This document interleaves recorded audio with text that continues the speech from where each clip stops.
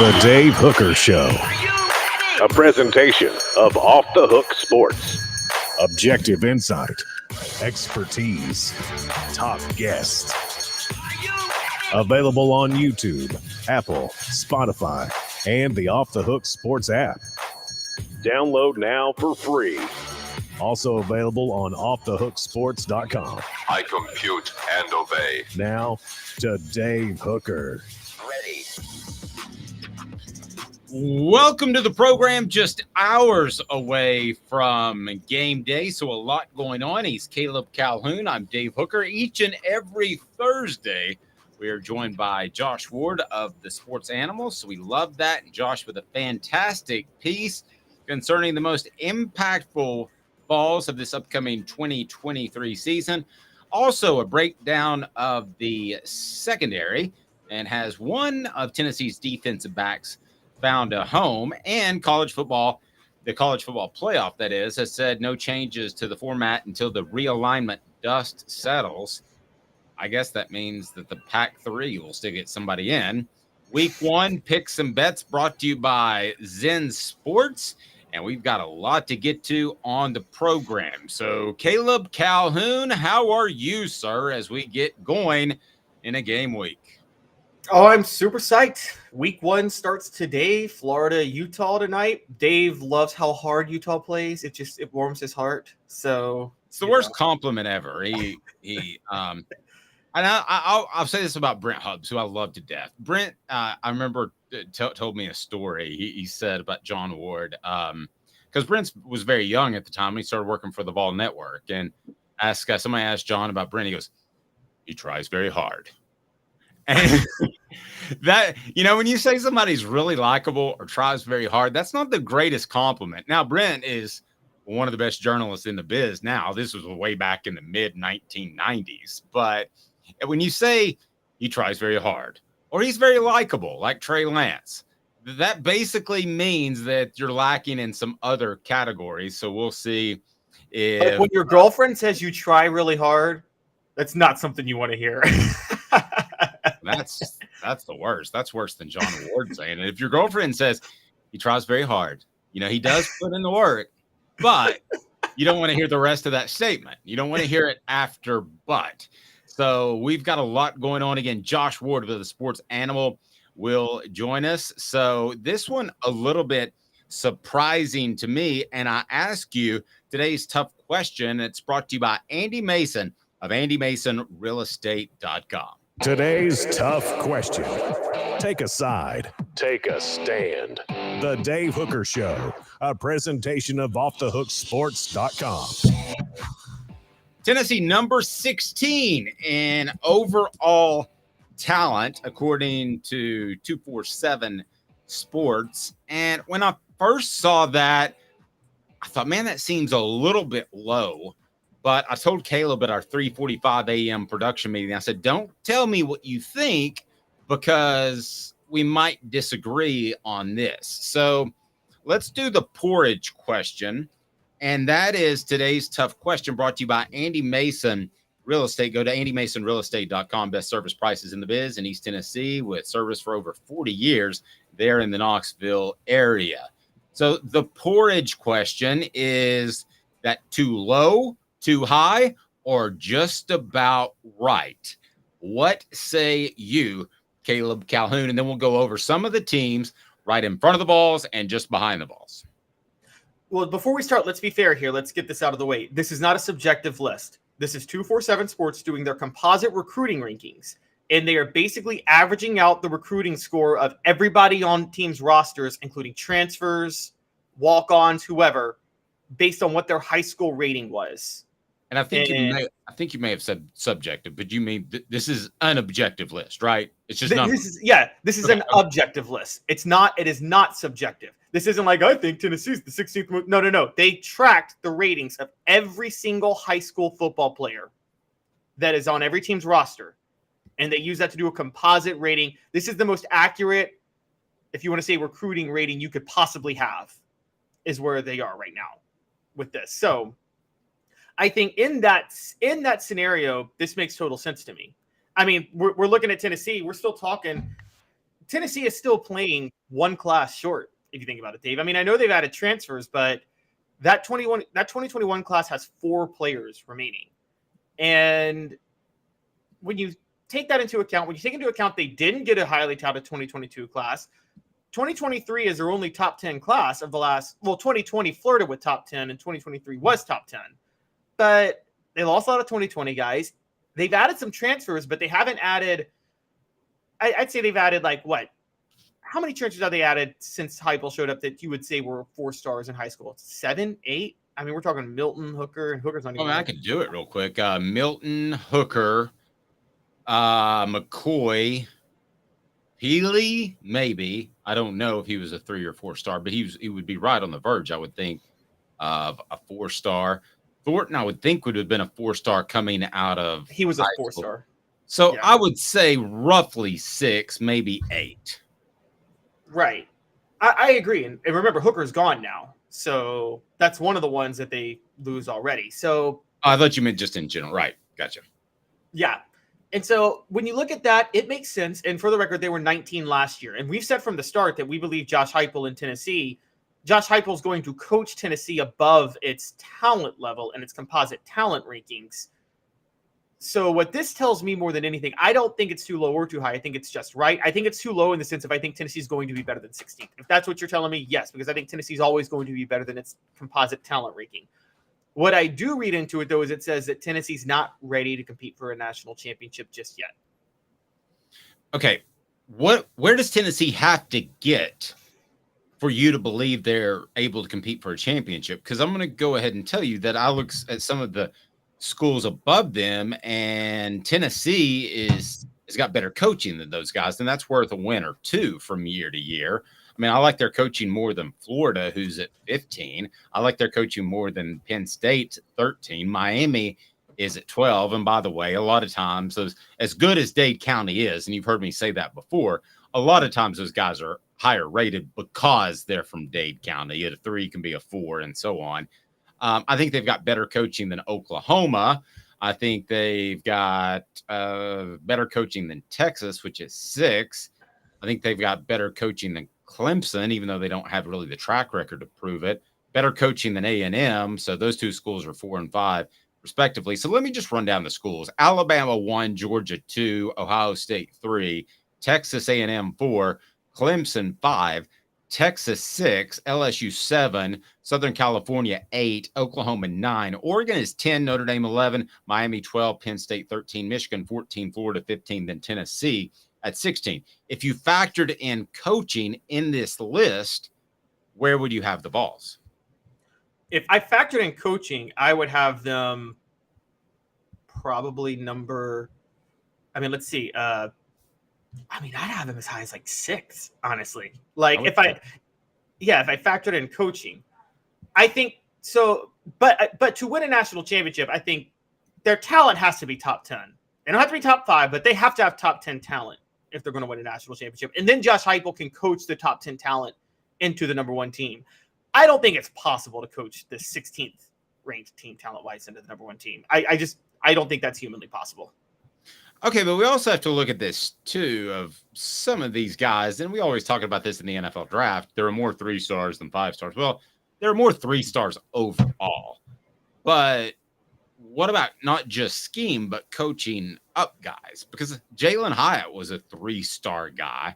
That's not a 3-star talent. That was just a bad grade. Oh, he was fringe 4-star. He was a 4-star on Rivals.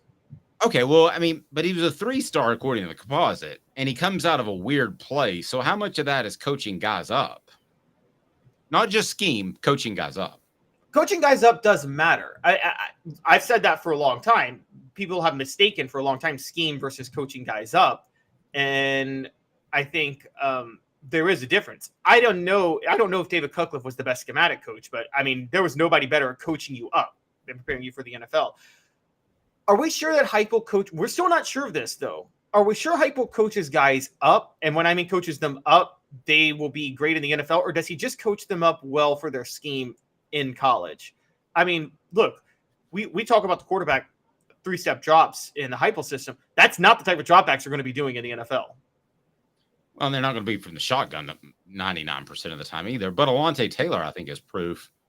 I mean, ask me this question in a year, and I can give you a definitive answer. When we see what Byron Young, Hendon Hooker, Jalen Hyatt, Cedric Tillman, even though he was injured last year, ask me in a year, and I believe I can give you a definitive answer. I'm not going to say, give me one more year, Caleb.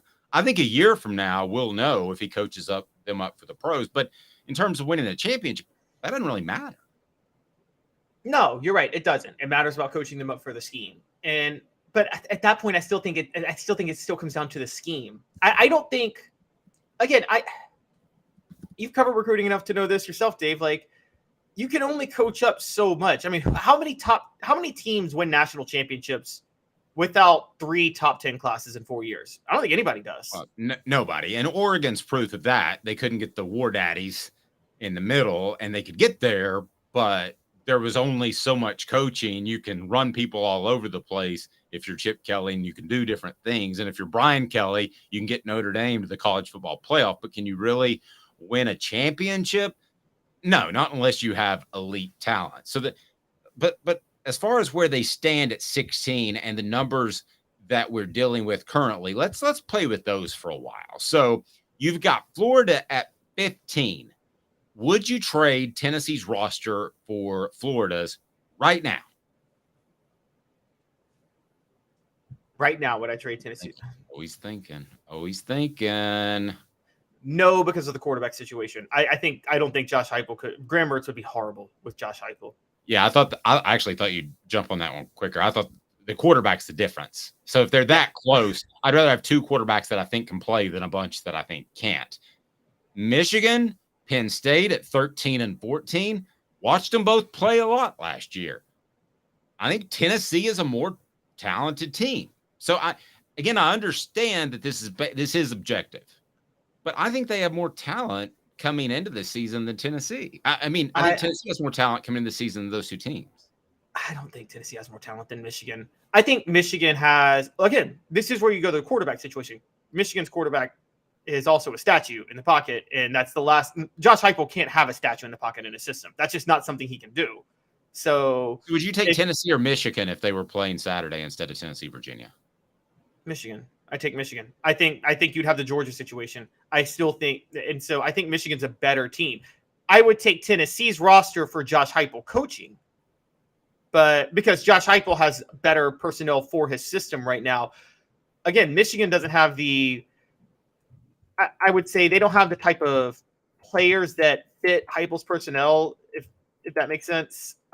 So that's where I'm going with Tennessee's roster with Heupel. But overall, I take Michigan. But I got to be honest with you, I think you're selling Heupel short. I think he adjusted his system from Oklahoma to what he does now. And I also believe that he's going to have to adjust his system slightly from Hooker to Milton. I don't think they throw the same balls equally as well.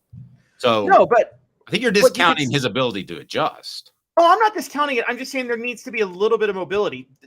J.J. McCarthy is a statue. I think Casey Clausen would beat J.J. McCarthy in a foot race. And I think J.J. McCarthy. I think Casey Clausen would have success in Josh Heupel's offense. I'm not so sure he would. I think there's got to be a level of quickness. He reads quick, gets it out. He may get forced out of the pocket with the way he gets the ball out 2 or 3 times a game. I firmly believe that. Now it's going to be ugly, and he's going to throw it away as fast as he can, as well he should.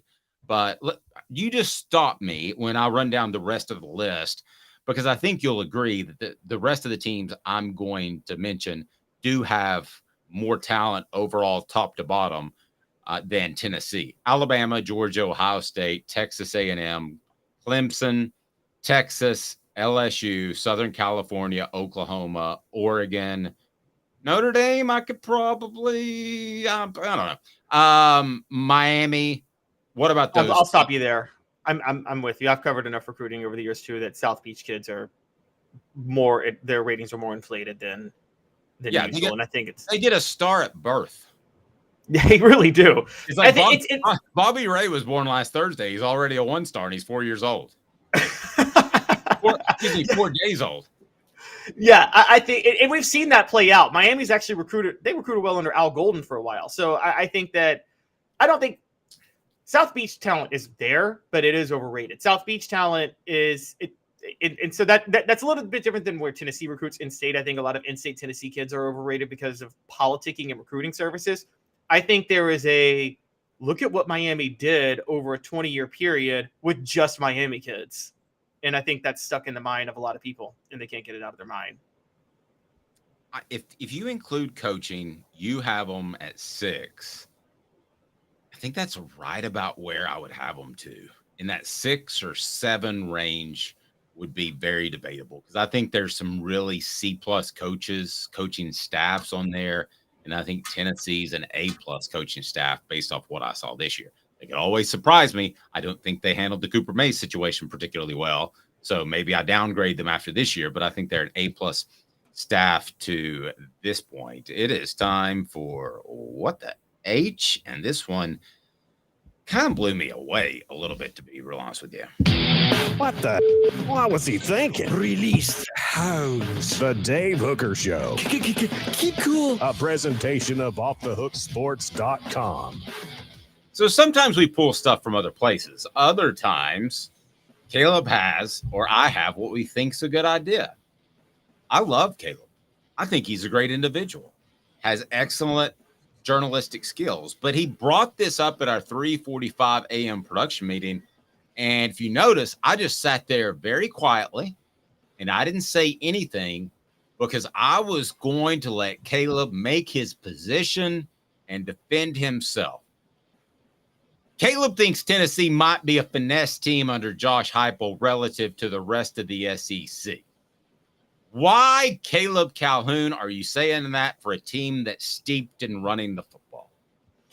So we talked about this yesterday, because it kind of, you brought up Tennessee versus Washington and you brought the War Daddies up front. And I'm like, I still don't think Tennessee has those War Daddies right now. And it kind of got me thinking. Last year, I was a big defender of Heupel, and Heupel was a big defender of his system, because Heupel is not, we agree, Heupel's not what Mike Leach was. Rest in peace. He runs the ball. Well, and explain that.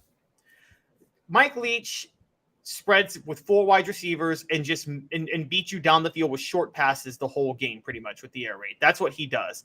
What would be a running play for a regular team is a 4-yard hitch route for Mike Leach in his offense. And he kind of sticks to the same philosophy all the way down the field. Heupel does run the ball. Heupel's flexible. His play calling is good. So I'm actually not talking about his system here. And I want to be clear on that. I'm not attacking Josh Heupel's system. I'm saying I'm wondering if you kind of are. No, I'm not. I'm wondering if his confidence in his system is resulting in him creating a culture of being just a little too finesse. Dave, I was very high when he was recruited on Addison Nichols. Then I was very high on Gerald Mincey signing with Josh Heupel. You are the one who's telling me that both are too soft right now to start on the offensive line for Tennessee. Everybody that's starting for Tennessee and that they're set on right now. You said 2 offensive linemen. Who's right. The second offensive lineman? Addison Nichols and Gerald Mincey. Well, I don't think Gerald Mincey gets it. I don't know that he's soft. If you wanted to support your argument, I would say Elijah Simmons. I think he should be a lot tougher. But anyway. Okay. I see that actually wouldn't, though, because Jimmy Pruitt recruited Elijah Simmons. So I'm going to be fair on that. Okay. Gotcha. I'm not sure. I can't tell you 100% the deal with Mincey. I'll tell you when I can tell you I'm pretty sure about something. I'm not sure if Mincey doesn't get it upstairs or if it's a toughness issue. The 2 only sure bets on the line for Tennessee this year, one is hurt right now, Cooper Mays, but then the other one is Javonte Spraggins. They were both Pruitt guys, both of them. And they're the only guys that we know are tough enough right now to handle playing on the offensive line, just as Darnell Wright and Jerome Carvin were last year, both Pruitt guys. On the defensive side, we still have a lot of questions right now. We have a lot of hype behind players, but look at everybody being named on defense. Amari Thomas, Bryson Eason. You mentioned Elijah Simmons, who might be soft, unfortunately. But still, all these guys are all these guys are almost like a parent saying, and then we've got Bob, who's not the greatest son in the world, but you know. Yes. All these guys they were still Pruitt signees even if they work out. But I think the Addison Nichols thing was a red flag to me first.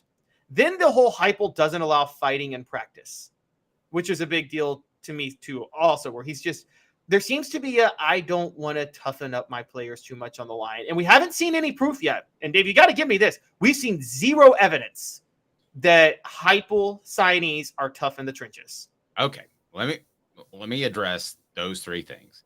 Seems to have recruited soft offensive linemen. That's a problem with Addison Nichols. I don't know that that's a widespread problem to this point. And if I misspoke at some point previously about Gerald Mincy, I apologize because I may have put you in a bad position, but doesn't prioritize defense. I think that he prioritizes defense by making sure that Tim Banks doesn't go anywhere else, but it's always going to be a program steeped in offense and scoring fast. No fighting allowed in practice. Where did that come from? Well, that came from a conversation that we had with Cooper Mays on the Ball Report. And he said there's absolutely no fighting in practice. And I thought it was odd because the 98 team had an all-out melee brawl that helped the offense toughen up, and it helped them get some confidence, and they went on to win a national championship. But that's a little antiquated. If you go back 50 years, there wasn't water on the sidelines, and they had salt tablets, and they had wet towels that you could suck on. So stuff gets antiquated. Now, do I have a problem with a little bit of fighting and maybe a brawl? Not if I'm stacked 1-85 like that 98 team. If I'm building a program, I've got a bigger problem with fighting because I don't want somebody getting hurt. And we saw that, we saw that with Butch Jones, or somebody fell on a helmet. They didn't. So how do you get stitches from that? Sorry. I don't. So fighting allowed in practice, I'm not sure that that's going to be his MO, but I would say 70%, if you want to go back 25 years, 70% of football practices in preseason involve some fighting. Now it's probably the exact opposite. I don't think people allow fighting nearly as much because it's not PC, number one, and two, you could get somebody hurt. So maybe that's not soft. Maybe that's smart, Caleb. Okay. And notice I say maybe because I'm okay with a little bit of fighting in practice. I'm a little suspect of it. And let's bring up this name because we talk about him a lot on the show. I think we're both fans, but it is true that we keep saying that Josh Heupel's today's Steve Spurrier. Dave, let's be honest. In the 90s, Florida got exposed being finesse in a lot of games because of Steve Spurrier's system, didn't they? I mean, let's just plug in that Nebraska national title game in 95. I would strongly disagree with that as a whole. I thought they ran the football. I thought they were tough on defense. That one game I'll give you, but I thought for the most part that was very Heupel-like in that, yes, they would pass early, but then they would run it down your throat late. But there's a reason Spurrier only got one national title, and he backed into that national title, by the way. True, but I think it was his ego. I think it was his ego that threw the ball too much. I thought they were physical, but his ego, when the passing game didn't work in the first half, he kept chucking it in the third quarter. So maybe we're splitting hairs a little bit. I mean, but that has to stand out because he was willing to run it at South Carolina to agree. It just look, I think Spurrier, I love him. I love the way he dominated the SEC, but I go back and look. Remember his one national title. I don't know if you could really say he deserved that national title. He got a rematch with Florida State because all the luck fell in his favor because that year the Rose Bowl wasn't part of the bowl coalition. So the undefeated Arizona State team went to go play Ohio State in the Rose Bowl. Had that not existed, Arizona State plays Florida State in the national title, and Steve Spurrier is walking away with no national championship ring to his resume. At which point his whole legacy is totally different than it is right now. And go ahead. And I think the Nebraska game, the Florida State, he was 3-7, I think, against Florida State. I think it was because Bobby Bowden's Florida State teams were more physical than his teams were. Oh, see, those teams were super soft, if you ask the 98 Vols. Anyway, we got to get to Josh Ward. Let's do another one on this tomorrow, and we'll discuss the softest team to win a national championship, 90 seconds. And this guy's not soft at all. He's incredible and wrote about the most impactful balls. We'll go through them. It's on offthehooksports.com, and we'll be back in exactly 2 minutes. Hang tight.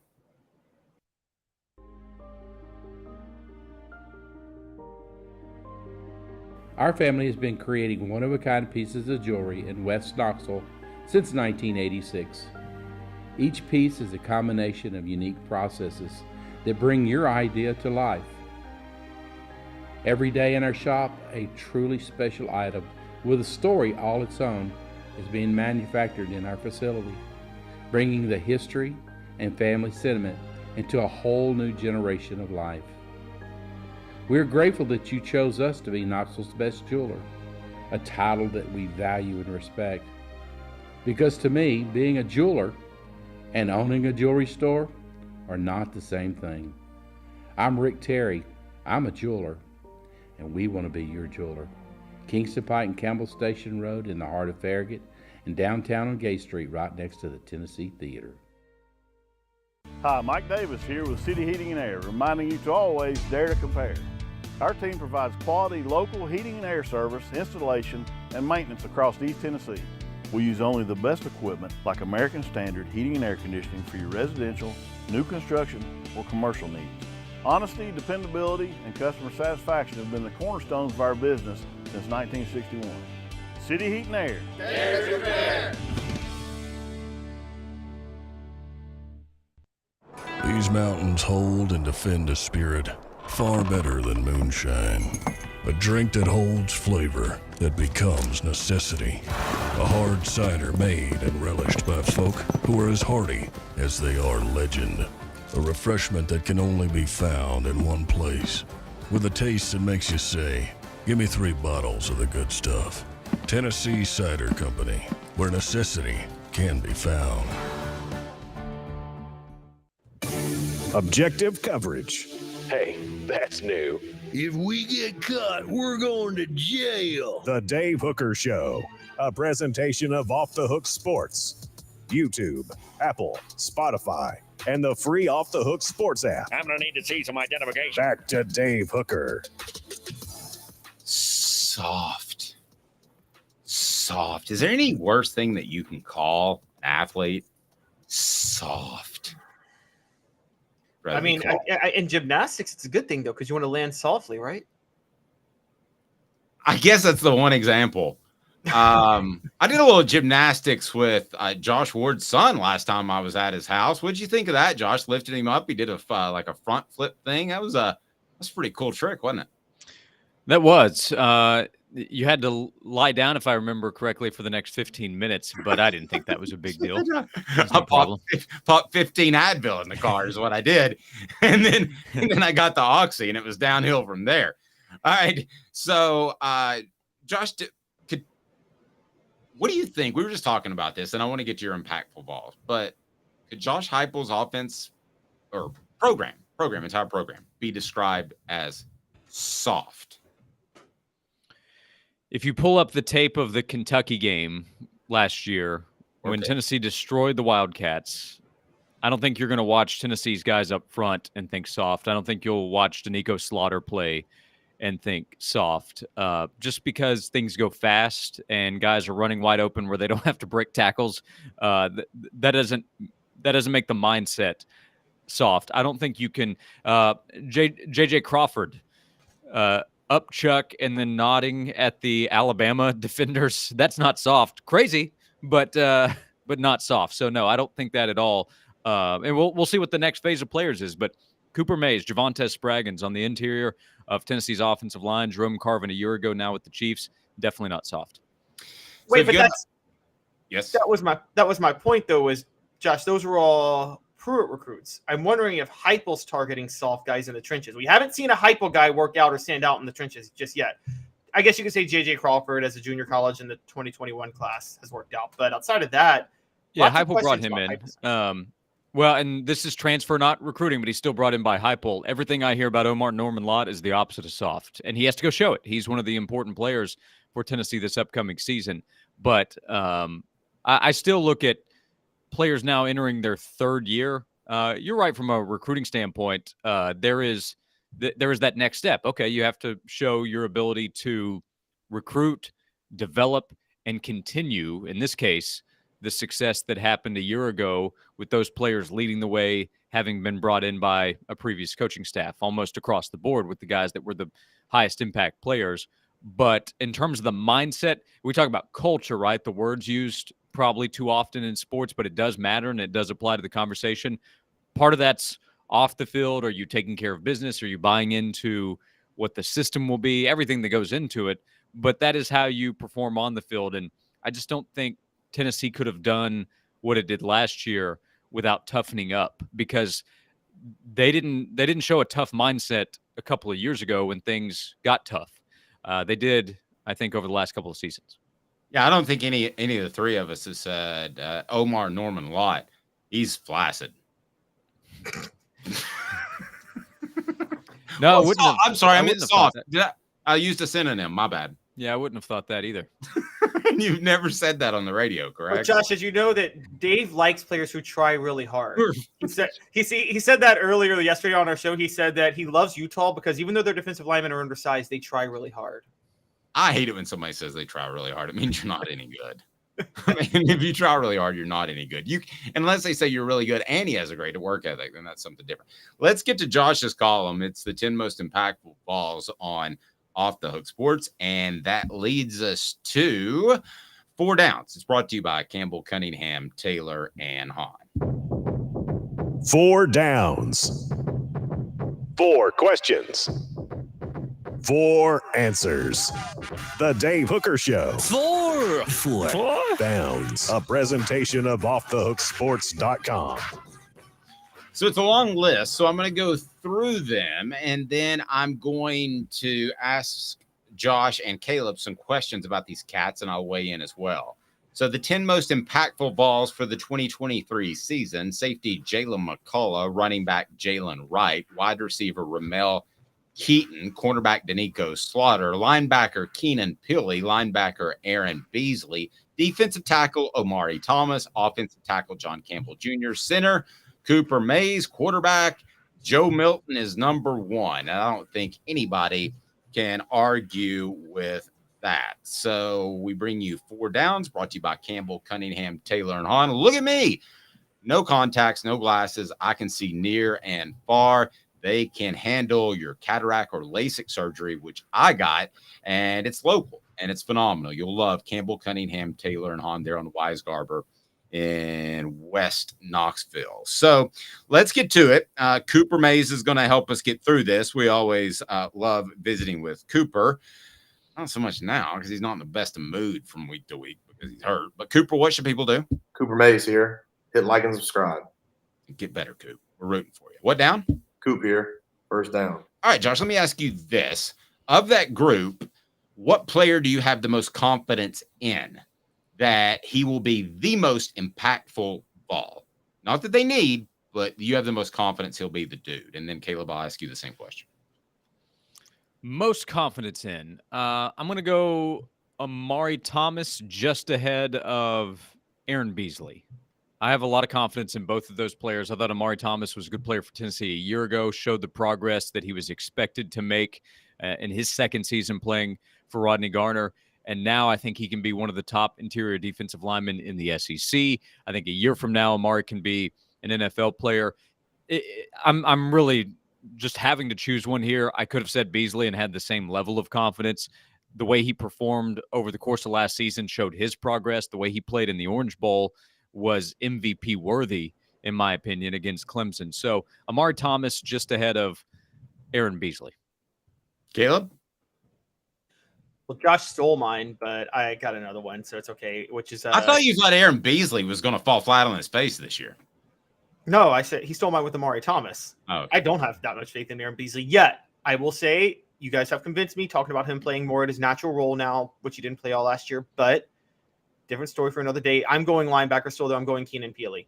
I think Keenan Pili is a much more natural fit at middle linebacker than Beasley or Jeremy Banks was last year. Tennessee didn't really have a middle linebacker, so I think Keenan Pili is just – I mean, that was probably the best plug-and-play addition they got in the offseason through the transfer portal, bar none.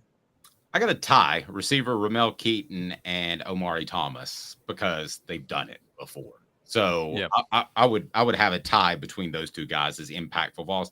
even though, Josh, I don't think he's going to be the most impactful receiver, but as far as confidence, I think he's going to be there in what he does. Yeah, Keaton is an interesting one on the list. I could have written Brew McCoy there. I could have put Dante Thornton. If I chose Squirrel White, I think a lot of people would have nodded their head. I chose Ramel because I am sure that he's going to have a big season.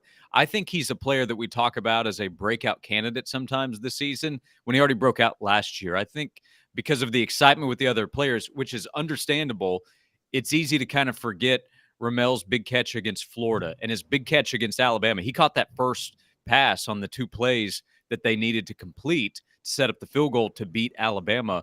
There was the connection with Joe Milton. I don't know who Tennessee's top receiver is going to be this season. We might get to the end of the year and not know who it is based on results kind of being spread out. But I'm very bullish on Ramel Keaton. I don't think he's gotten enough attention. Everybody's gotten some attention, especially at receiver in this offense during the offseason. But I think Keaton deserves more attention. That's why I put him on the list. Least confident. Which down, Coop? Cooper Mays here. Second down. Thank you. Least confident, Josh, out of that group.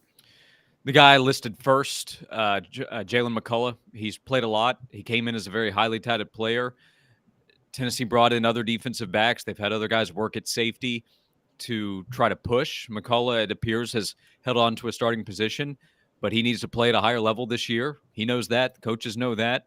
Teammates that are competing with him for playing time know that. So how Tennessee plays at safety this year is still going to be a big part of how Tennessee performs as a defense. So McCullough is on the list of impactful players because that could go one way or the other. Caleb, I would actually go Aaron Beasley just because I'm not basing it off one game against Clemson. So I think he'll have a good year. I think Josh picked 10 great guys. There's really nobody here I have no confidence in, but that would be my least. Let's get to your least before we get to 3rd and 4th down. I'm going to go to Nico Slaughter. I know there's a lot of hype behind what he can do, but I watched him play last year. So that's enough for me to say. If you want to read about the guy that Caleb has no confidence in, I wrote about it this morning. So check it out on I do this crazy thing where I actually believe in film on the field. So yeah, this crazy thing where you just rip my stuff all the time. All right. Go ahead, Josh. You're about to say something. Yeah, way to slaughter the interest in that piece that Dave wrote. Captain Dad joke. Here we go. Tennessee center Cooper Mays here. 3rd down. Of that group, and I mean college NFL, biggest upside, Josh. Biggest upside? I'll go Joe. I will too. Yeah, I think there are a few guys that are eligible in that conversation. Like Jalen Wright could be an all-SEC running back this year. I love what he might be able to do in this offense. I also recognize it's a position where things will be split up and there's injury potential too. But I mean, Joe Milton's upside is Heisman. So I'll go Joe Milton. He's Richardson-like, Caleb, and Anthony Richardson. We can knock him all we want to in college, but he's locked down a starting job in the NFL. That's where the NFL is moving. So I would say biggest upside would be Milton. You? It's hard for me to argue that, but I'm going to be a little avant-garde on this one and just say John Campbell Jr., just because the coaches plugged him in at left tackle immediately. And I know I do feel like maybe they wanted him to win the job, so they helped him win the job, but it just seemed for him to so quickly pick up that job kind of stands out to me coming from Miami. So I think there's some raw talent there that maybe we're missing, and maybe we'll see it on the field this year. And only Josh can convert on this down. Cooper Mays here. 2nd down. Who didn't make the cut? Second down? I think it's 4th down there, Center Cooper Mays here. 4th down. Stupid machine. It wasn't my fault. Josh Davis, basically, I tell him no all the time. He's the ref in the Missouri-Colorado game in 1990. He does All SEC center Cooper Mays here. 4th down. Say it again, Coop. Cooper Mays here. Hit like and subscribe. Who didn't make the cut? Who didn't make the cut? Omar Norman Lott was one of them because I said, okay, well, I've got Amari. Am I going to put 2 interior defensive line? I listed him along with Bryson Eason as that group is something to be excited about. So Omar would be in that 11 to 15 range, and then pick your guy on the edge. I didn't put a guy on the edge because I wasn't really sure. Do I go Tyler Barron? Do I go Roman Harrison, who's listed as a starter? Do I take a shot at like Joshua Josephs? But then that's a positive. I don't think that's a negative. So if so, then that would be really good for the defense. I think it's more of a collective effort that needs to help Tennessee, where you're talking about 4 or 5 guys that can be somewhat equally disruptive.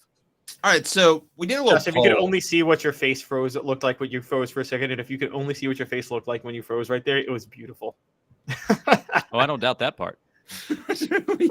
we had a little boo-boo there, so I think that everybody got what Josh had to say. But we do have a poll essentially about Tennessee's probably most important unit, and that is the defensive backfield. I mean, they have to get better there. So let's go through that right now, and it's on offthehooksports.com, and it's a secondary breakdown. So Josh, I asked 2 questions of everybody that contributes to the website. You, Jimmy Himes, John Adams didn't respond, but that's not a shock. The Hall of Famer. Yeah, that's right. Is he a Hall of Famer? I think he's going to the Knoxville Hall of Fame tonight. Is that right? Yeah, I think so. That's the intel I have. He didn't mention it. All right. Is it the Knoxville Sports Hall of Fame or Sports Writers Hall of Fame? The Greater Knoxville Sports Hall of Fame. Grant Williams, the guest speaker this year, big time. Oh, nice. Went from signing the Alien and Sedition Acts as president to going into the Hall of Fame as a journalist. Gotta love his transition over 200 years. All right, so Josh, I asked this question, and that was the most improved Vol in the defensive backfield, and who will we say is the best overall? So who did you go with? Most improved, I went Kamal Hadden. He has the same talent we discussed a year ago. He's had to battle injuries. He did last year. He has had to recently again. That was part of my holdup. But last year didn't go how he hoped. The South Carolina game was a disaster, and I think that caused his stock to drop. He kind of saw his name leave conversations talking about the corner position this year in the defensive backfield, but he still has a lot of ability. So if healthy, most improved, I think, will be Kamal Hadden. Okay, if you can add his picks in there, I just texted them to you because I forgot Josh after our 3:45 a.m. production meeting. We've got everybody up there but Josh. So if you see that, don't think I was trying to stick it to you. All right, so I'll tell you who I went with. Jimmy Himes went with most improved. He said either Christian Charles or Jordan Thomas. And then you have Fred White, who knows a little bit about these cats. And he said Danico Slaughter to Marion McDonald. And I'm trying to think if I've left anybody out. Now let's get to Caleb Calhoun. Who were your 2? Well, I do have to point out that since you mentioned Kamal Hadden, I spoke with Jaru by text earlier today because we're teasing this now. Dave and I are going to do a How You Living segment in the coming weeks about athletes who did stuff stupid the previous week's games. And the first thing Jaru thought of was like when Kamal Hadden talked all that trash against South Carolina and then didn't make a single stop. Fair. By the way, that was not the concept of that bit at all, but we'll go with that. Go ahead. Who are your guys? But my guys I'm actually with Fred White, and I know I said I had the least confidence in him on the last segment, but I do think Danico Slaughter will end up being the most improved. I just said least confidence because I can't be sure about that. But the best, I think, is Wesley Walker. And Josh, I don't know if you know this. I shocked Jimmy Hyams with this stat last week. Did you know Wesley Walker has the highest PFF grade of any returning safety in the SEC? I did know that. Yes. I was a little confused because I feel like he should have had to play more there to be eligible for it. But yes, I did know that. I thought last year he would make a big impact on Tennessee's defense and just didn't get the snaps that I felt like he deserved, and still continued to keep that feeling at the end of the season. So that's a good pick, I think, with Walker, because he came in with a lot of experience at Georgia Tech. I recognize it's Georgia Tech, but more experience and more success probably than a number of his teammates. Telling you guys, I see the flashes from Danico Slaughter, the way he flips his hips and his explosiveness. And I remember Josh saying to me one time, man, I've never been around anybody that has an eye for football like you do. And I said, thank you, Josh. You try very hard. Well, that's true, but you didn't see Al Wilson standing behind you when I said that. So I said, right, if you could please step aside. I was trying to have a conversation here. And then Al goes, bleep you both, get out of the bleeping way. Yeah. I don't think Al needs me to move anybody for him, to be clear. I stepped over, but Danico was also my pick for for best. So most improved was Kamal Hadden, and then Danico was my pick for best defensive back for the Vols this fall. Yeah, look at him. He didn't mention it until he heard what I went with. And then I'm siding with our message board. I wrote a lot on my previous blog buying into Kamal Hadden, and then I watched him last year, and I'm like, I sometimes I get to a point where like I've seen enough. There's no possible way you can be good. It's called the Danny White syndrome. For those that are too young, it has nothing to do with the athletic director. It's the quarterback of the Dallas Cowboys in the 80s for 8 years. Josh? Oh, y'all stuck with him for 8 years? Yes. Or any Dallas Cowboy quarterback for the last 25 to 30. Yeah. Tony Romo wasn't bad. Gary Hogaboom, Steve Pallure. Anybody remember those names on the message board? If you remember those names, then you're a sad Cowboys fan. Babe Laufenberg. Yeah, Tony Romo was good. Dak's a solid quarterback, but I know that the franchise is looking for more results. Yeah, Tony's good. Tony Romo is great if you need somebody to practice their Heimlich maneuver. Because he's choking all the time. Oh my gosh. Pretty good. First of all, he did convert the pass to Des Bryant. That was a catch. That was a beautiful throw. It's not his fault that he got robbed on that play.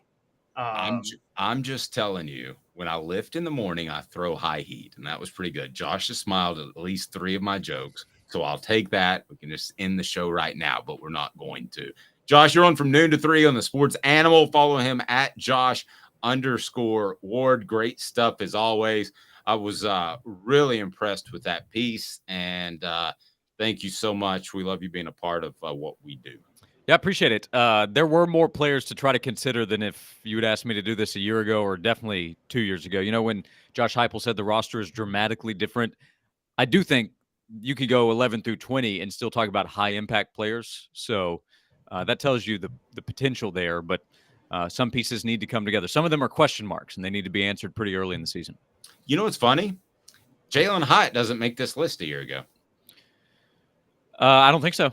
No, and that's an example. And this was brought up to us on the radio this week. I mean, it's true, and I think we talked about it earlier in the summer, but it's worth remembering. A year ago, there was a lot of excitement about how good Darnell Wright could be. But a year ago, nobody was saying he might be the best tackle in the country. He might be a top 10 pick in the NFL draft. That wasn't the conversation a year ago. He went out and had the season that he did. So to Caleb's point about John Campbell Jr., a lot of talk about how well he's done since he arrived. Jacob Warren was talking him up earlier this week. So, yeah, there will be some players that by the end of the season we say, you know what, did more than we expected. Yeah, I will say this from a very good source. I had a guy tell me that Darnell Wright was super special before the season last year. So I was a little bit early on that bandwagon. Mm-hmm. The guy he picked this year, just for the record, Dylan Sampson, to take that next huge monster leap. Okay. Yeah. And yeah, right. Also, Darnell was a former 5-star guy who had been a solid player the year before, and his upside was obvious. He was such an important player for the team last year, but he still had to prove it. Just like Jalen Hyatt still had to prove that he could be a big, consistent touchdown scorer, and boy, he proved that. Okay, so Rocky Top Tom, hold on just a second, Caleb. Rocky Top Tom wants this question asked, so I'm going to go ahead and put it up. Aside from any quarterbacks, which current UT player do you pick to build a team around 100 bonus points for picking a defenseman? You all just hit this one around, and he wanted Josh's answer before he leaves. I'm going to go ahead and steal the best one. It's Al Wilson. Oh, this is all-time Tennessee player that you would build around. Yes, I think. Well, it's going to be. Yeah, it is now. Yeah, that makes more sense. He literally says current, guys. He says current? Yeah. Which current UT player? Yeah. Oh, well, there's not one that's not on Josh's list. Man, it really does feel like 98. If Al's on the team. How about that? I thought it was all time. I tell you what. I can't believe I didn't put Eric Berry on my impact list. Don't you think that he's going to? I didn't see current. Stop making fun of me. I would okay. Current player to build around. I'm going to go offense. Cooper Mays. Defense. Amari Thomas. Keenan Pilley. Okay. Caleb. Fire. Offense. Brew McCoy, I'm sorry, just a rare special weapon to me is Brew McCoy. That's and defense, Josh has to get out of Josh stole it from me, Amari Thomas. I'm with Josh on that. Josh, have a great rest of the week. Enjoy the game. We certainly appreciate it as always. You got it. Thanks a lot, guys. By the way, I was about to go with Doug Atkins, which he should have a huge year. Atkins, yeah, he's a riser. I like a lot. He really knows how to bring it. Well, can Dylan Sampson beat out G. McKeever for the starting job at running back? Thank you. I don't like either of you. Thank you, Josh. Give the ball to Jamal. Josh Ward on the Sports Animal. 90 seconds, and then more of a little bit of a secondary breakdown, but actually college football, the playoff committee has said there will not be any changes to the format until the realignment dust settles. What does that mean for the Vols? 90 seconds with Caleb Calhoun. I'm Dave Hooker. Hit that like and subscribe button. Turn your notifications on because we're dropping Celebrate 98 action and a new show that we're going to announce that's coming up that you will absolutely love. He's Caleb. I'm Dave, Off the Hook Sports.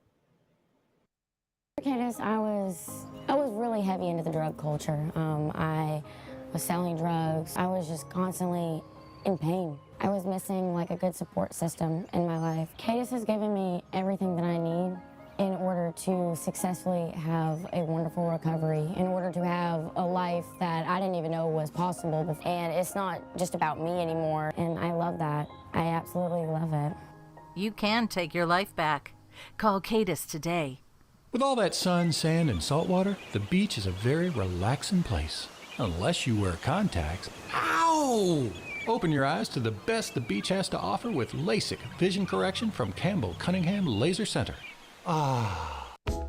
Sports Treasures in North Knoxville is one of the South's largest sports cards and memorabilia dealers, featuring over 10 million sports cards from vintage to modern. Sports Treasures carries a full line of hobby boxes, singles, autographed memorabilia, Tennessee Vol collectibles, fan cave decorations, and so much more. See a museum full of collectibles at Sports Treasures, 4819 North Broadway in Fountain City, and Sports Treasures on Facebook. Sports Treasures, where the real sports fan goes to shop. What's up, everybody? This is Jacob Warren, asking you to like, subscribe, and share. Dave needs this. You're listening to The Dave Hooker Show, a presentation of OffTheHookSports.com. The internet is full of pictures of each and every one of you. Available on YouTube, Apple, Spotify, and the Off the Hook Sports app. Download now for free. Is there nothing you people can't do? Also available on OffTheHookSports.com. All right, so Tom basically took Caleb Calhoun out behind the woodshed and took him to task because Caleb and to some extent me come up with the topics that we talk about, along with our contributors, John Adams, and Jimmy Himes, and Josh Ward. But he came up with one that I want to do tomorrow, and I don't want to get caught up on it. But the offensive and defensive player, considering age, that you would most want to build around. Because you wouldn't say Joe Milton because he's got 1 year left. So the offense is kind of pretty easy. But maybe we say other than Nico. We'll workshop this thing. But I'm going to go ahead and give a shout out to my man Smoky Mountain Red. His nickname's probably AC, based on what I'm hearing, given the fact that he's a freshman. So can we do that tomorrow, Caleb? We got stuff to get to today, but can we add that in tomorrow? Sure, that's fine. By the way, shouldn't the shout out be to Rocky Top Tom, not Smoky Mountain Red? Sorry. Well, no, Smoky Mountain Red said my guy, Rocky Top Tom. Oh, okay. I see what you're saying. He came up with the idea. Smoky Mountain Red came up with my guy. Well, I thought of another topic. We have to factor in age. That's fine. Okay. We can. Well, and honestly, I don't factor in age much in a win now league with the transfer portal. I think age is kind of overrated. I'm just going to be the one to tell you. I think age is the most overrated factor. I always thought it was overrated in the NFL. I think the NFL is a win now league and you take the better player regardless of age. In college, I'm getting that way now too, because I think that within the transfer portal, with how easy it is to reload, I don't really care if I have a guy for 3 years. I want what I can get in 1 year. I'm gonna disagree there. I would take 3 years of an Al Wilson over, let's say, a 1 year greatness of Reggie White, who was not great throughout his career. He was great as last year. I would take 3 years of Al Wilson than 1 year of Reggie White. But anyway, let's do that tomorrow. Getting sidetracked. Fair enough. By the way, just a funny thing, because you were talking about the Cowboys earlier. I thought about this outside of Peyton Manning and Matthew Stafford. Did Quincy Carter have the best NFL career of any SEC East quarterback? We can do that tomorrow. I didn't want to. It's like Quincy Carter, Rex Grossman, or Tim Tebow. One of the three is third. Okay, so the college football playoff comes out and talks to us, which that's nice of them to do. We certainly appreciate that. And they say that there will be no changes to their format until the realignment dust settles. That means the top 6 conference champs still get an automatic bid. I'm trying real hard to determine who the top 6 conferences are after this year. So, I mean, they're going to have to adjust it by the time the 12-team playoff kicks in. So what statement does this actually make? What this basically says is they're basically openingly saying, we don't think the ACC is long for this world, so we're just going to wait till the ACC collapses before we change our format. You jumped ahead of me. That's what I was going to say. So who are the conferences left out? So right now, the top 6 the conference. Pac-12. I'm sorry? We know the Pac-12 is going to get left out, right? The Pac-12 is not going to exist next year. Right. So it's out. It's not one of the 6. Yeah. So it's not who's going to get left out. It's who's going to get in. So the SEC, Big 12, Big 10, and unfortunately ACC champs will get automatic bids in 2024. That's going to happen. Okay. So if you had to predict the ACC falls apart before 2024 and that affects the college football playoff, you would say not next year, but soon. Is that your answer? Right. Right. I'm going to disagree with you there. I think there's just too much bubbling up to the surface with the Florida State thing, with the teams meeting. Listen, there's this union mentality with the ACC because of the long television contract, but I think that's been chipped away at. And I've seen a union basically lose all of its power at the Knoxville News Sentinel. They had a guild, which is a union, and it's basically the same thing. And used to be the old joke was, if you came into the office and shot and killed somebody, there had to be 6 witnesses before you would get fired. And if there weren't 6 witnesses, you would probably get retained. Well, they slowly lost their power over time. I think the ACC as a, air quote, union has lost their power, and I think the final push will be in the next offseason. I think it was really close to happening over the past couple of months. So I'm going to say both the Pac-12's out, which they won't exist, like you said, and the ACC will be out by next year. Wow. Okay. So what if they don't change the format then? Because the SEC, Big 12, and Big 10 is it. Who are the other 3 conference champions? The American and the Mountain West, maybe. I think the Mountain West, if you can add Stanford and Cal, is good enough. Okay, Mountain West. So I'm okay with the Mountain West. Then the American, which is basically those teams that vied for the Big 12 but couldn't get in. The Tulane, South Floridas, UTSAs, Navy, Temple, those type. The old Conference USA, honestly, from the 90s. So we're at 5. And then what? Conference USA or Sun Belt? I mean, the integrity of this is laughable if you put a Sun Belt team in the college football playoff. Well, it's kind of laughable with Conference USA, isn't it? Who's the best? What are the best teams in Conference USA? Let's see. Texas San Antonio, who Tennessee plays, has won the Conference USA the last 2 years, and they're now in the American. So I don't MTSU. What if MTSU is in the playoff? I think you'll cut it down to 4 automatic bids by next year. I think no ACC and no. That's the best. Cut it down to 4 because SEC, Big 12. I wouldn't even do 4 automatic. What I do is, I would do 4 automatic, but I do it differently. The SEC, Big 10, and Big 12 get automatic bids, period, no matter what. I don't care where they're ranked. The champions of those 3 conferences get automatic bids. And then the best team of the other conferences gets an automatic bid. Now, Travis brings up a good point. He says, Dave, you're wrong. The media loves ACC teams, Clemson, Florida State. You know how it is. They do, but I think they'll love Clemson and Florida State somewhere else. So, they're going to be in the SEC. The media is not kowtowing for Pittsburgh, guys. They're not going to get in love to throw Pittsburgh into the college football playoff. Yeah, and I want to see where Notre Dame ends up in this thing. Do you realize Notre Dame is essentially saying that they can be no better if they're relevant in the college football playoff? And they'll be relevant with 12 teams. They're not going to be relevant with 4 if that were the path that the sport was going. But if Notre Dame continues to be independent, where do they fit in? Because you're basically telling them if the top 4 have to be conference champions, which is what we're saying, right? That's where we are right now. Then here's what Notre Dame has.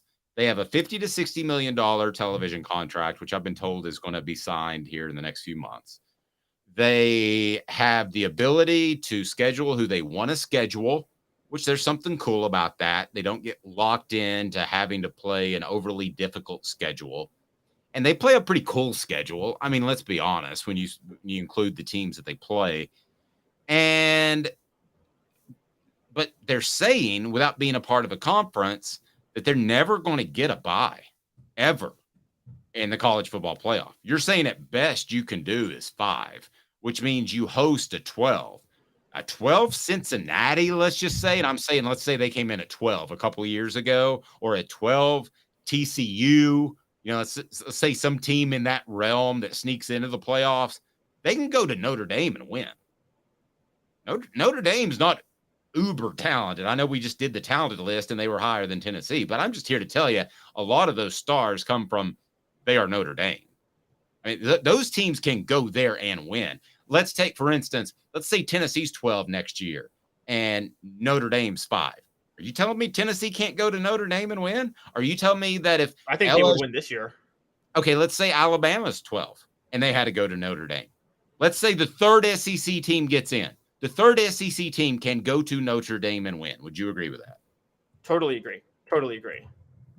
I mean, they got to do something or get off the pot, as the saying is. I'm going to go a step further. This contract Notre Dame signs is going to be the last contract they sign before they join a conference. Because here's what's going to happen. I'm sorry? I think you're probably right. Yeah. So the Big Ten's new deal, even with Oregon and Washington joining, and by the way, they're joining at a discount, but say they paid all 18 teams equally, it would be $55 million already. Now, I think they're going to up their TV deal. On top of that, they're paying Oregon and Washington less. So really we're talking 61, 62 million-ish probably per team. And Notre Dame, you said their contract's going to be 60 million now. So Notre Dame, a direct TV contract, is not getting as much now as Northwestern is playing in the Big Ten, which is crazy. I think the Big Ten has now gotten big enough. And when the SEC does its next round of negotiations in 2035, and by the way, maybe before then, I'm really hoping they do. I think you think they will get out of this contract with ESPN, right, Dave? With the $300 million. There's no way they can keep that going. That the SEC can get out of the ESPN contract? Yes. At least force ESPN to renegotiate. Yeah, probably, but I don't know that they need to. I've been told by some people at the SEC office that now they may be saying this to make themselves look better, that the Big Ten contract, the numbers are actually inflated a little bit. Now, so I don't know. So if that comes back to the pack and we're comparing 300 million to what right now? 1.2 billion or something? Yeah, 300 million to $1 billion per year. Okay. So if we're comparing 300 to 400 million, I don't think that's a big difference either way. And they constantly re-up each other like quarterbacks in the NFL. Yeah. Right now, it looks stupid out of whack, but I don't know that it's going to look stupid out of whack 365 from now. Okay, so 2030, what is it? It'll be 2033 this contract's up. Let's say hypothetically the SEC does get a deal. By that point, I mean, the SEC is going to be, as long as they hold firm and don't let the Big Ten cannibalize them from having so much power and money up until then, the SEC, can you imagine the deal they're going to be able to negotiate TV-wise after what the Big Ten just negotiated? I mean, we're talking they could do one. The SEC might have the leverage to go get Notre Dame at that point. But Notre Dame's going to realize they can make more money being in a conference with that TV revenue than what they can on their own. That's finally going to happen. The thing about Notre Dame to the Big Ten, not only are they a better fit in the style of football and the region, is if you're Notre Dame, wouldn't you rather go to the Big Ten and have a rotation of really 2 elite teams and one team that has a couple of years every once in a while, and that's Penn State. So you're Michigan, Ohio State. If you're looking at your biggest rivalries, conference rivals now. Yeah, but if you're looking at the SEC, you've got right now Alabama and Georgia are locks. I mean, that's why I don't think LSU. I don't think that Notre Dame is ever going to go to the SEC. So, because right now, if you look at it, Alabama and Georgia are locks. Georgia's a long time lock. I don't want to look at it in a short span of time period, but I believe that Florida is probably eventually going to be good. They may have to get rid of detail-oriented Billy Napier, that's kind of like he's a really good guy that we talked about earlier in the show. He's detail-oriented. Well, great. He tries hard. Yeah, he tries hard. He tries very hard. I actually don't think Napier's the reason they'll fail, though. I think it's actually there's issues with the program. That's why they're going to fail. Well, I agree, but I just think with the talent, they'll get it cleaned up somehow, like Tennessee did. You know, there's too much going for that program to be non-relevant for a long amount of time. But you may be right, because they were non-relevant before the 90s. Yeah, the thing that's working, and I'll tell you what, if the ACC is able to figure it out, which they won't, but say they do, say Florida State and Miami are just stuck in the ACC until, 2035 or whatever, say this never gets solved, do you realize how good a shape Florida's going to be in at that point with them having revenue that's 3 times as much as the other 2 schools? They're going to recruit the whole state of Florida and have it on lock. I think Billy Napier is the one individual that gets hurt the most if the SEC signs a new big TV deal, if that's somehow renegotiated, because Florida's going to look at him and go, we can do a lot better than that dude. I mean, he can't even get Jaden Rashada paid, for the love of all that's holy. That wasn't him, though. Come on, that was the NIL. I think I do believe, and we talked to some people at SEC Media Days. The narrative in Florida, at least, seems to be like, from people close to the program, seems to be that Billy Napier isn't the problem. It's the administration and the people and the boosters that are just super disorganized. Let me tell you something, and I'm only slightly exaggerating. Okay, if I'm Josh Heupel, and this is what happened to Billy Napier, he had a quarterback show up on campus. So imagine Nico showing up on campus, and there's not the money that he was promised. I'm going to go get a club, and I'm going to find the CEO in charge, and I'm going to Nancy Kerrigan him.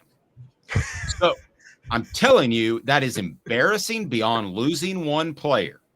You can say it's not his fault, but ultimately it's all your fault when you're the head coach. And that got blown apart and was embarrassing.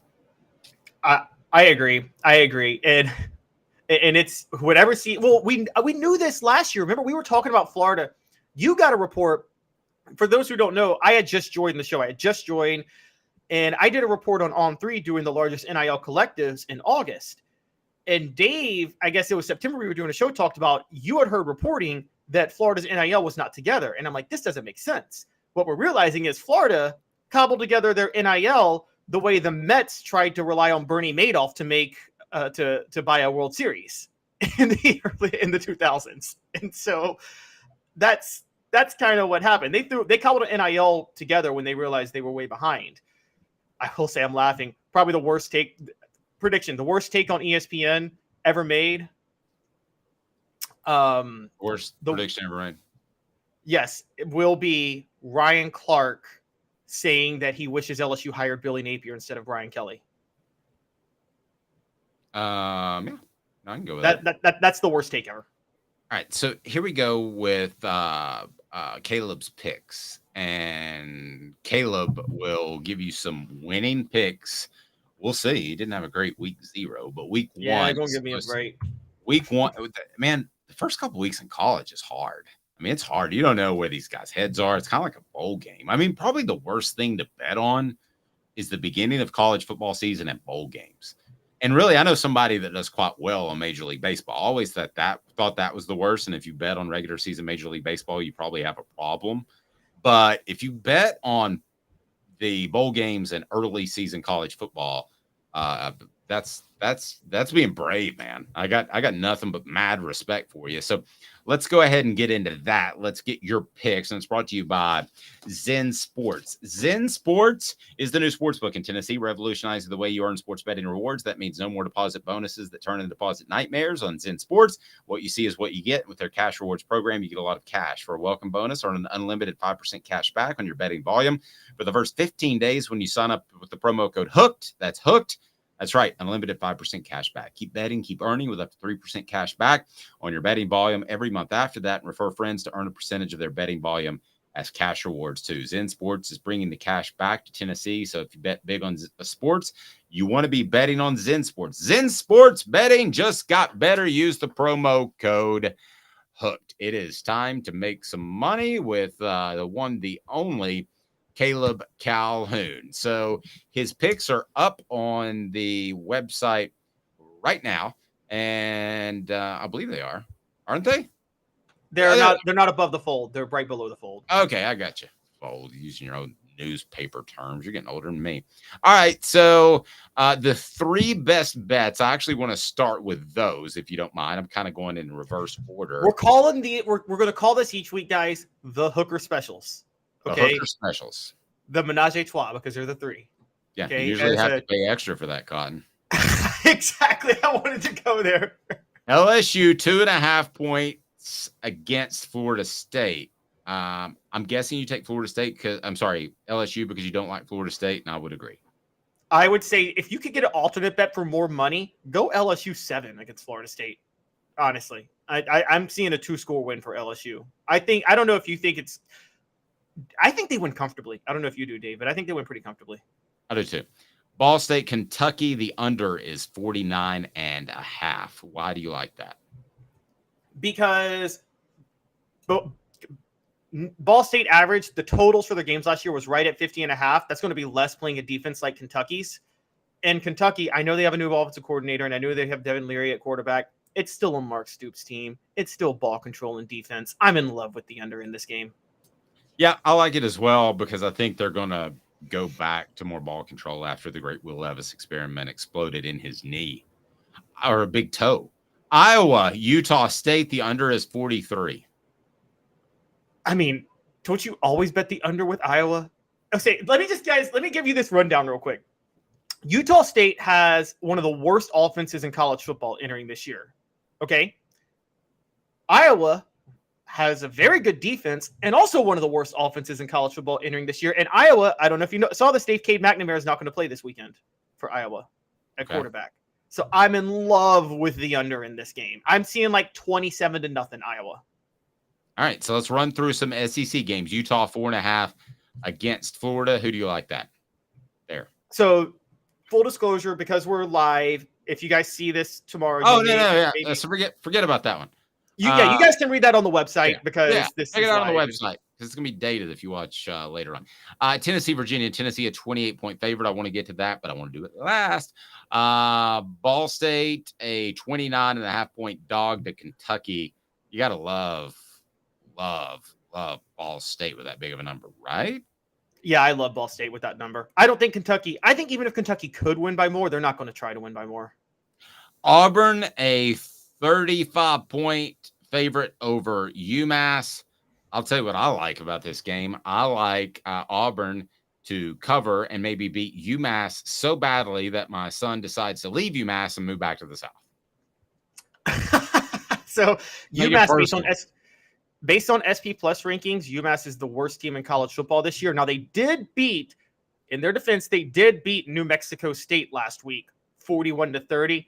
I'm not reading anything into that because New Mexico State is also near the bottom on FPI and SP Plus. So I think Auburn's going to dominate. Hugh Freeze, I don't like him, but he's an offensive genius. I think Auburn might hit the over by themselves in this one. Texas A&M, a 38-point favorite over New Mexico. I like them to cover. Where do you stand? I do too. And the reason I like them to cover is whatever little I think of their offense. Dave, New Mexico averaged 13 points a game last year. And Texas A&M, for all their flaws, did have a top 25 defense. So I think I think Texas A&M is going to be disappointed if they hold New Mexico to 0 points. MTSU, 39-point dog to Alabama. This might be the toughest one on your board, but if I had to, I'd take Alabama.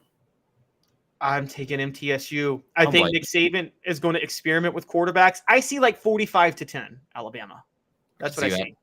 North Carolina, 2.5-point dog to South Carolina. South Carolina, after the way they finished the season, they're not going to sneak up on anybody. I would like South Carolina to cover this team, even though I think Drake May is the best player in college football. So Drake May, I'm more sold on Drake May than Spencer Rattler because we don't know which Spencer Rattler we're going to get. I'm also more sold on North Carolina's offensive coordinator. They brought in Chip Lindsey. South Carolina brought in one of the worst offensive coordinator hires of all time, a guy who thought Jake Locker was going to be better than Peyton Manning in 2011 and Dowdle Gaines. So my pettiness shows I will never forgive him as a Titans offensive coordinator. And I think that'll hold back Spencer Rattler. That's also the reason I'm taking the under in this game, despite two quarterbacks, Dave. There you go. Message board, according to Travis, said the best three bets are Tennessee and the points. Agreed. FSU and the points. We disagree with that. Don't crack Travis with that one. Kentucky and the under. I agree with that. Well, I agree with the under. Yeah, I agree with the under. I think that game is going to be a little bit closer because it's going to be low scoring. He's Caleb Calhoun. I'm Dave Hooker. This has been a presentation of Off the Hook Sports. Tomorrow. Big deal. So we always have a Football Friday with Fred, but we're also going to have another special guest. Ron Slay will join us because I want to visit with him. And he's going to be on the show tomorrow to see what kind of pub that this game in Nissan Stadium is getting with fans in Nashville. They mostly love the Titans. I don't think there's any doubt about that. But what kind of pub is this getting? In other words, does it help Tennessee grow their brand in Nashville, or is it already as big as it's going to be? Does it help Tennessee in recruiting, or is it already a Tennessee town? So we're going to visit with former Tennessee basketball player Ron Slay, who's the afternoon talk show host on 104.5 The Zone. He's Caleb Calhoun. I'm Dave Hooker. Thanks for watching. Have a great evening, morning, afternoon, night, whenever you're watching. This has been a